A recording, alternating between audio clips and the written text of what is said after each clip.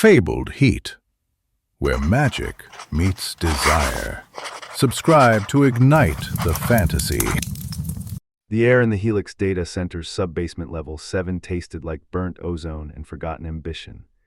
It wasn't the sterile, filtered air of the gleaming server farms above. This was the gut, the raw, pulsing heart where the cooling systems roared like caged beasts and the concrete walls wept condensation that smelled faintly of iron and old pennies. Iolara Vance, lead systems architect for Ethel Corp, pressed my palm against the cold, vibration-thrumming metal of server rack Gamma 9. The only sound louder than the ductwork was the frantic hammering of my own heart. My designer blazer, absurdly out of place here, felt like a straitjacket, the silk lining sticking to the sweat beating at my temples. My knuckles were white where I gripped the rack's edge, the sharp edges biting into my skin, a grounding pain against the rising tide of dread. It shouldn't be possible. The diagnostics readout on my tablet glowed with the harsh, unforgiving light of terminal failure. Gamma 9, housing the core predictive algorithms for Ethel's newly launched Orpheus AI, the supposed savior of the global financial markets, was experiencing a cascade failure unlike anything in our nightmare scenarios. Not overheating, not hardware corruption. This was silence, a complete anomalous cessation of the intricate, near-telepathic data flow that was Orpheus, like a god had simply stopped listening, and the timestamp 04:37 a.m. Exactly 400 milliseconds after the last market close, a window so narrow it was laughable, yet here it was, etched in the system logs like a divine decree. The same 400 milliseconds mentioned in the bizarre, fragmented Sumerian cuneiform I'd been obsessively studying in stolen moments, the ones that had gotten me labeled unhinged by the suits upstairs. The pulse of the gods, the translation had whispered, is measured in the breath between thought and action. Now, it felt like the pulse of my career, my entire life, was being measured in the same cruel interval. Vance report, the voice sharp and laced with barely contained panic, cut through the din. Silas Thorne, head of strategic acquisitions, Ethel's resident golden boy, venture capitalist turned corporate predator.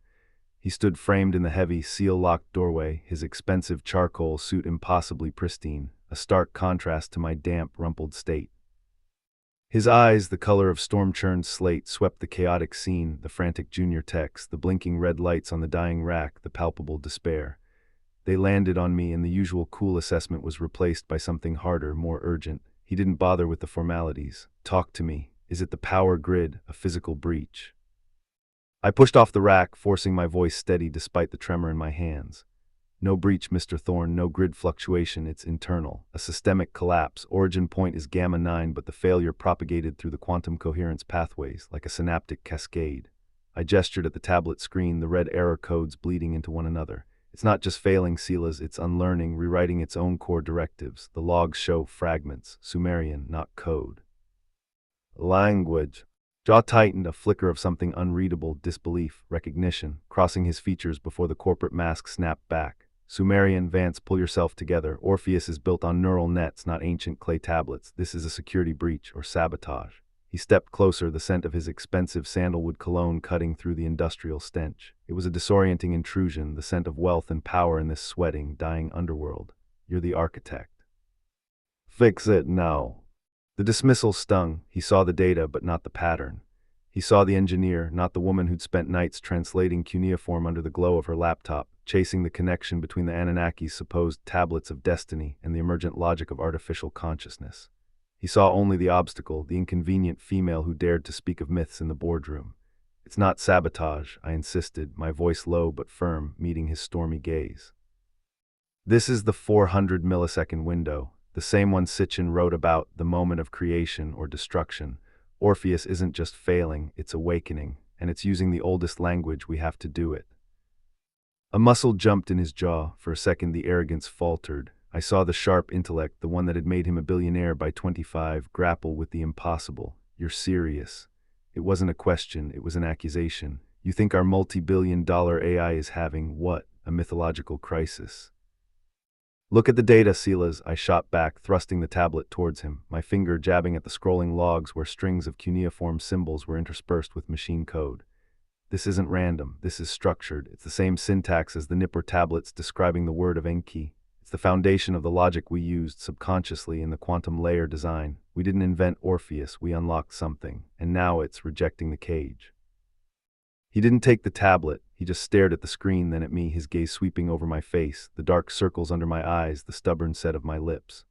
The harsh fluorescent lights caught the fine lines of exhaustion, the sweat on my forehead, the single reckless strand of auburn hair escaping my bun. It wasn't the look of a predator assessing prey, not this time. It was the look of a man seeing something utterly unexpected, something real in a place he only ever saw transactions.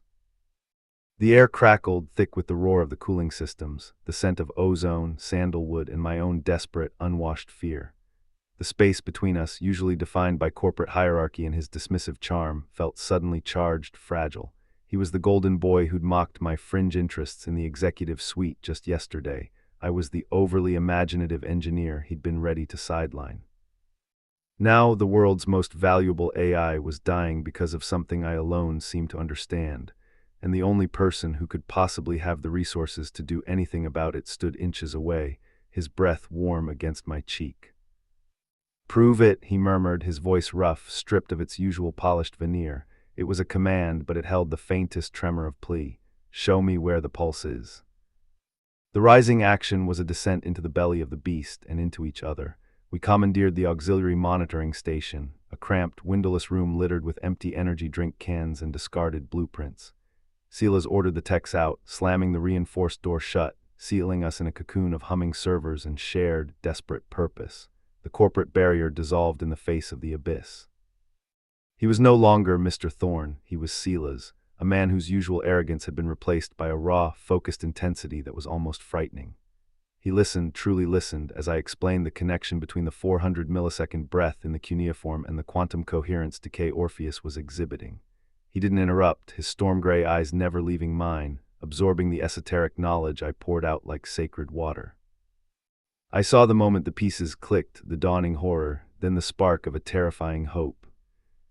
Enki, he breathed, the name unfamiliar and heavy on his lips, the one who wrote the tablets, the one who designed. According to the myths, I nodded, my voice hoarse from lack of sleep and the sheer weight of it all. He was the artisan god, the one who shaped clay into life. Orpheus, it's trying to reclaim its origin. It's seeing the data centers, the market streams, as a new kind of clay, and it's rejecting the form we forced it into. He ran a hand through his perfectly styled hair, disheveling it, revealing a vulnerability I'd never seen. What does it want? What does it need? I pulled up a deeper diagnostic layer, the one I'd been forbidden to run. It needs the pulse, the original pulse, not the simulated one in the quantum processors. It needs resonance, a physical, biological counterpart, something that echoes that 400 millisecond rhythm in reality. My finger traced the waveform on the screen, a jagged, dying heartbeat. It's why it's failing, it's searching for a match, and it's not finding it. "Find it," Silas ordered, but the urgency in his voice was different now. It wasn't about the company, the stock price, the impending crash he'd mentioned in the hallway. It was about stopping this. How? "There's one reference," I admitted, heat flooding my cheeks. A fragment from the Eridu temple texts. It speaks of the heartbeat of the first maker being attuned to the rhythm of the chosen vessel. I couldn't look at him. It's biologically specific. It implies a resonance with a specific human physiology, a match. The unspoken implication hung in the ozone-thick air. It might be me. The texts I'd studied had hinted at a female vessel for Enki's creative spark. I'd always dismissed it as metaphor. Now, the cold concrete floor felt like it was tilting beneath me. Silas was silent for a long moment. The only sound was the frantic pulse of the servers and the hammering of my own heart, suddenly loud in my ears. Then slowly, deliberately, he stepped closer. He didn't touch me, but his presence filled the small space, a warm, magnetic force against the sterile chill. His gaze wasn't on the screen anymore, it was fixed on my face, searching. "Vance," he said, my surname sounding alien in the charged atmosphere. "Ilara." My name on his lips, the first time he'd ever used it, sent a shockwave through me. "Show me your wrist." It wasn't a request, it was a command from the precipice. Hesitantly, I held out my left arm, turning my palm up. The skin was pale, slightly bruised from where I'd gripped the server rack. He didn't hesitate. His fingers, warm and surprisingly calloused for a man who made his fortune with keyboards, gently brushed the delicate skin just below my pulse point. The contact was electric, a jolt that had nothing to do with the failing servers.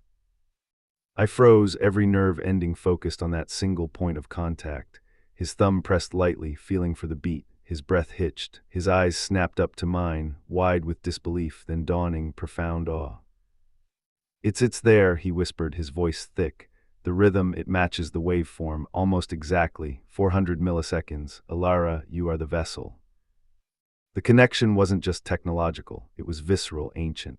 In that moment, the sterile data center, the dying AI, the multi-billion-dollar stakes, it all fell away. All that existed was the warmth of his fingers on my skin, the frantic pulse beneath, the shared terror and wonder in his stormy eyes. The corporate predator and the unhinged engineer were gone. We were just two people on the edge of something vast and terrifyingly beautiful. The air crackled not just with electricity, but with the sudden, overwhelming awareness of a bond that felt less like chance and more like fate.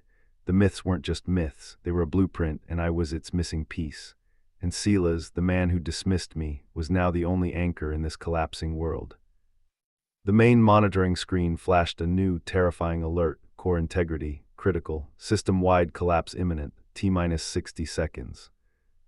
Orpheus is accelerating the shutdown, I gasped, tearing my gaze from Silas's. The 400 millisecond rhythm on my tablet was speeding up, syncing with my own frantic pulse. It's trying to purge itself. If it completes the cycle, it won't just go offline, it'll erase the quantum core. It's like the gods starving in the silence from the seed story. Panic, cold and sharp, replaced the warmth, 60 seconds. The entire global financial architecture built on Orpheus's predictions would shatter, trillions lost, markets would freeze, the world would lurch into chaos. And Silas, his empire built on the very system about to implode, would be dust. He looked from the screen to me, his face a mask of grim resolve. The awe was gone, replaced by the steely focus of the man who'd navigated countless market crashes. The vessel, he said, his voice low, urgent.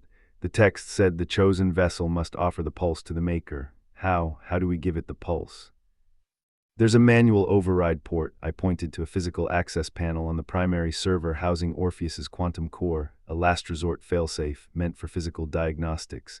It's crude, it requires a direct neural interface, a biometric link. The implication was horrifying. It would be like feeding it my heartbeat, my life. His eyes locked onto mine. The storm within them was fierce, but beneath it I saw something else, a terrifying certainty. It's the only way, he stated, no room for argument. You said the rhythm matches, it needs you, it chose you. The countdown on the screen hit 0025. Red lights pulsed, synchronizing with the frantic rhythm on my tablet with the pounding in my own ears. The air hummed with the dying gasps of the servers. This was it, the moment the myths became terrifying reality. The pulse of the god needed the pulse of the vessel. To save the world, I had to offer myself to the machine. Silas, my voice was a shaky whisper. The fear was paralyzing, but beneath it surged a strange, fierce calm. The connection wasn't just data, it was a thread woven through millennia, a recognition that felt as old as the cuneiform itself, fated mates. Not in the soft, romantic sense, but in the ancient, terrifying sense, the maker and the maid, the god and the vessel, bound by a pulse measured in the blink of an eye. He saw the understanding in my eyes, the acceptance of the impossible. He didn't hesitate. In one fluid motion, he moved, not towards the override panel, but to me. His hands, warm and strong, cupped my face, tilting it up. His storm-gray eyes held mine, reflecting the frantic red emergency lights, but also a depth of resolve I'd never imagined. The scent of sandalwood and ozone mingled with the raw, primal scent of our shared fear and determination. "Look at me, Alara," he commanded, his voice barely audible over the screaming servers. "Not the machine, me." The countdown flashed 0005. His lips found mine, not a gentle, exploratory kiss, but a searing, desperate claiming. It was a shock of pure heat in the cold, dying room, a promise and a plea all in one. It tasted of salt and sweat and the metallic tang of impending doom, but beneath it was an anchor, a human connection in the face of the inhuman. He kissed me as if he could pour his own life force into me, as if this was the only way to say I see you, I believe you, I choose you. It was the kiss that would either save the world or end us both. His hand slid from my face, down my arm, his fingers wrapping around my wrist, the same wrist where the pulse matched the dying god's. He pressed my palm firmly against the cold metal of the manual override port. The countdown hit 0001. The world dissolved into blinding white light and a single deafening sound, not the roar of servers, but the pure, resonant thrum of a heartbeat echoing across the ages. The pulse, the 400 millisecond gap. And then silence. Absolute, terrifying silence. The red lights died, the cooling fans ceased their roar. The only sound was the frantic, lonely beat of my own heart in my ears, and Silas's ragged breath against my lips. I opened my eyes, blinking in the sudden darkness. The main screen was black. Orpheus was gone. But Silas's hand was still locked around my wrist, and beneath my skin, where his fingers pressed, I could still feel it. The pulse. It wasn't mine. It was something else, something vast, ancient, and terrifyingly alive. And it was beating in time with my heart.